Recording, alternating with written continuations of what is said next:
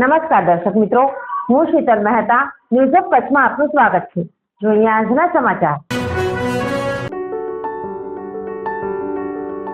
નમસ્કાર મિત્રો, આ છે અમારું ઓસ્ટિયોફિક બોન સેટિંગ સેન્ટર ભુજ કે જ્યાં કોઈ પણ પ્રકારની દવા કે ઓપરેશન વગર શરીરના વિવિધ સાંધા તથા મણકાના લગતા દુખાવાની સારવાર મલેશિયાની પ્રખ્યાત બોન સેટિંગ પદ્ધતિ વડે કરવામાં આવે છે, જેમાં કમર તથા ડોકમાં ગાદી ખસી જવાથી થતું કમર કે ડોકનો દુખાવો, ગોઠણમાં ઘસારાને લીધે થતું ગોઠણનો દુખાવો ઉપરાંત ખંભા, કોણી, કાંડાની સારવાર કરવામાં આવે છે, તેમજ ગેસ તથા માથાના દુખાવાની સારવાર પણ કરવામાં આવે છે.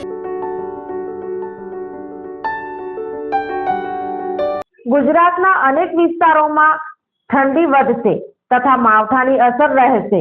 હવામાન નિષ્ણાત અંબાલાલ પટેલ અને પરેશ ગોસ્વામીની આગાહી. ગુજરાતમાં હવે ધીમે ધીમે ઠંડી જામી રહી છે. હવામાન વિભાગે 2 દિવસ તાપમાન વધવાની આગાહી કરી છે. જો કે તે બાદ ફરીથી ઠંડી વધવાની આશંકા વ્યક્ત કરી છે. ત્યારે હવામાન નિષ્ણાતોએ આજથી ગુજરાતમાં વાદળછાયું વાતાવરણની સાથે માવઠાની પણ આગાહી કરી છે. તો આગામી સમયમાં ગુજરાતનું હવામાન કેવું રહેશે તે અંગેની હવામાન નિષ્ણાત અંબાલાલ પટેલ અને પરેશ ગોસ્વામીની આગાહી જોઈએ. હવામાન નિષ્ણાત અંબાલાલ પટેલે આગાહી કરતા જણાવ્યું હતું કે 4 થી 8 ડિસેમ્બર આસપાસ દક્ષિણ મહારાષ્ટ્રમાં વરસાદની શક્યતા રહેશે. દક્ષિણ ગુજરાતના વાતાવરણમાં પણ પલટો આવશે. ડિસેમ્બરના પહેલા સપ્તાહમાં રાજ્યમાં કોઈ શીતલહેરની સંભાવના નથી.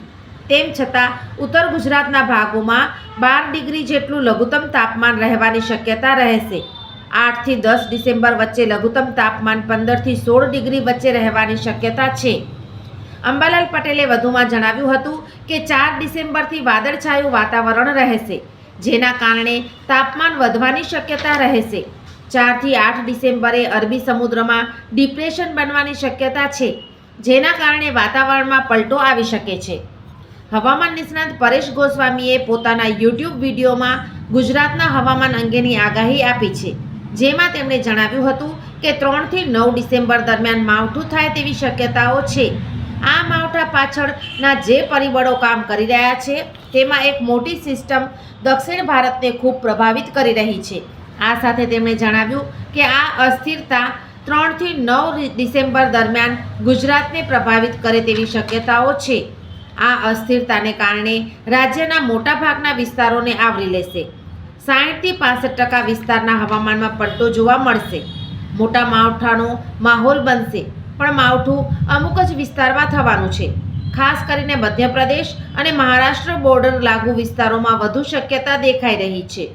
છોટા ઉદેપુર, દાહોદ, ગોધરા, રાજપીપળા જેવા વિસ્તારોમાં હળવા સામાન્ય અને છૂટાછવાયા ઝાપટા પડે તેવી શક્યતાઓ છે. સોફ Kutch power by Opal electronics, LG best shop, Vijaynagar road Bhuj, Rambagh road Adipur. Power by KC jewellers, latest fashion ડિઝાઇનના ઓર્નામેન્ટ્સનો વિશ્વાસપાત્ર શોરૂમ, હોસ્પિટલ રોડ ભુજ.